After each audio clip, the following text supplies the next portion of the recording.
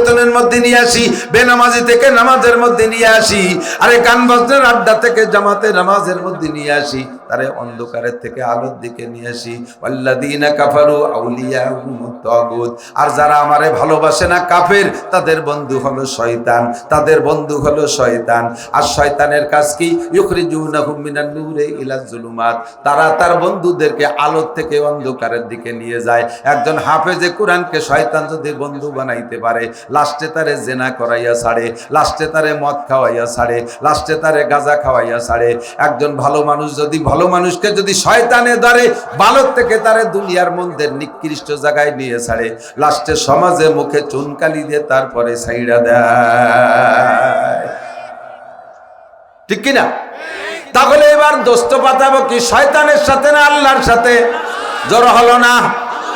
আল্লাহ পাক রব্বুল আলামিন বলেন, ইয়া আইয়ুহাল্লাযীনা আমানু দুকুলু ফিস-সিলমি কাফা ওয়া লা তাত্তাবিউ খুতুওয়াতিশ শাইতান, হে আমার অন্ধ জগতের অটল বিশ্বাসী বন্ধু পাগলরা, তোমরা আমাকে যারা ভালোবেসেছো, তোমাদের জন্য অনুরোধ, তোমাদের কাছে অনুরোধ, তোমরা পাক্কা মুসলমান হও। ওয়া লা তাত্তাবিউ খুতুওয়াতিশ শাইতান, শয়তানের পদঙ্কন অনুসরণ করো না, ও কিন্তু তোমাদের মুখে চুনকালি দিয়ে ছাইড়া দেবে। লাস্টে যে সে বলবে, আমি তোমাদেরকে বলি নাই, তোমার চিন্তা তুমি করো। কোরআন শরীফের আয়াত আছে, আমার আয়াতটা হাফেজ না বিদে সব আয়াত আমি চট করে আনতে পারি না। আল্লাহু আকবার। হাসরের মাঠে শয়তান বলবে, তোমার চিন্তা তুমি করো, আমি তোমার দায়িত্ব নিতে পারবো না। আর দুনিয়ায় এদিক তাকান, শয়তান কয়, क्या हसीयाते मुझे हजरत इंसान पर पहले बदो खुद करे लानत करे शैतान पर। শয়তানে কয়, এই মানুষের উপরে আমার জমের আশ আসে, ওর বলে আশ আসে, হাসি লাগে। মানুষের উপরে আমার খুব হাসি লাগে। কেন? কয় মানুষের স্বভাব আকাম করে নিজে, ধরা বললি কয় শয়তানে করাইছে। কথা কন? বিড়ি খাইয়ে ধরা পড়ছে আব্বার কাছে, আব্বাই দুই চর দিছে, এই বিড়ি খালি আব্বা শয়তানে খাইছে। শয়তান কে? সুরা কিনলি দি তুই, আমি ধরে খাওয়ালাম কি? এই গ্যাস লাইট কিনলি, বিড়ি কিনলি তুই, গাঁজা কিনলি তুই, ইয়াবা কিনলি তুই, জিনা করার সব প্রসেস তুই করলি। আর এখন যখন ধরা পড়িয়ে গেছো, সেই সময় আমার শয়তানে করাইছে। ঠিক আছে, আমি একদিক থাকলাম, বাড়ি দুলি খাওয়ার দরকার, তুই খাইয়ে যা। শয়তানে এমন কৌশলে করে, টেরও পাবেন না। এদিক তাকান, এই খেয়াল করেন, এমন ভাবে ঢুকে, এমন সোলো ভাবে ঢুকে। নবী পাক বলেন, ইন্না শাইতানা ইয়াজরি মিন আহাদিকুম মাজরাদ দাম, শয়তান তোমাদের রক্তের সাথে শিরা উপশিরায় চলে, শিরা উপশিরায় চলে। সাহাবায়ে কেরাম জিজ্ঞেস করলেন, আমিন কা ইয়া রাসূলুল্লাহ, হুজুর আপনার রক্তের সাথেও কি চলে? ওয়ালা আমিননি, কয় হ্যাঁ, আমার রক্তের সাথেও শয়তান চলার চেষ্টা করে।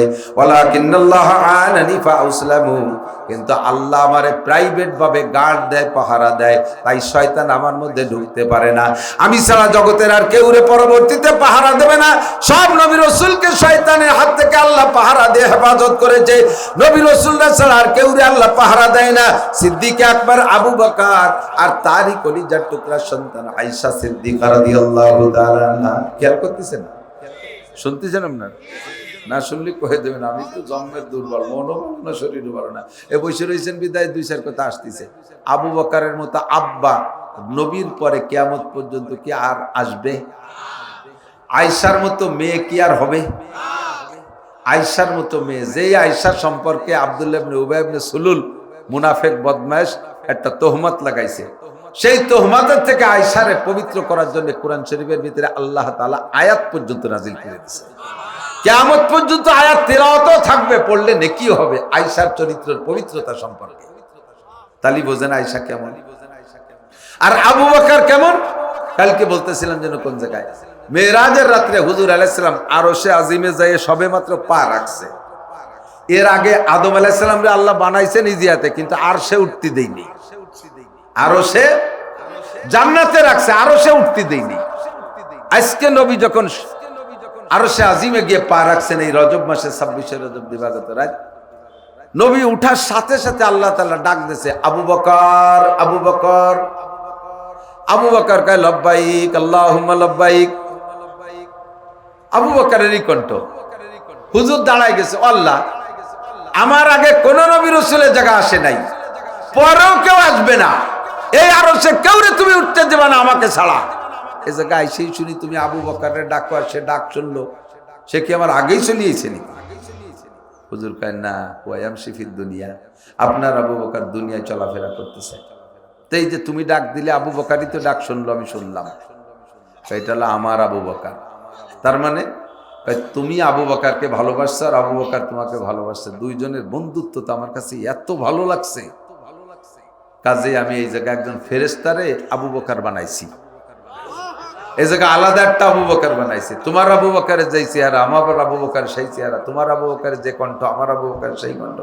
দুনিয়ায় তুমি আবু বকরকে যতবার ডেকে ডেকে তৃপ্তি নাও, আমি আমার আবু বকরকে অতবার ডেকে তৃপ্তি নেই। তো সুরে সুরে মিল আছে নাকি, তাই শুনোর জন্য একটা ডাক দিলাম। আল্লাহ একেবারে হুবহু বানানোওয়ালা তো আল্লাহ। ও আবু বকর, আবু বকর, দুই আবু বকরের খালেক কে? আল্লাহ। দুনিয়ার মেশিনগুলো সবই একই সাইজে বানায়, দুনিয়ার মানুষ একটু বেশ কম হয় না। মানুষে যদি বানাতে পারে, ক্যামেরায় যে কটা বানাচ্ছে এক কোম্পানিতে সবই একই মডেল, মোবাইল যে কটা বানাচ্ছে সব একই সাইজে, তাহলে একই মানুষে যদি হাজার হাজার মোবাইল, হাজার হাজার পার্সপাতি একই রকম বানাইতে পারে, আল্লাহ তাআলা কোটি কোটি আবু বকর একই রকম বানাইতে পারে কি পারে না?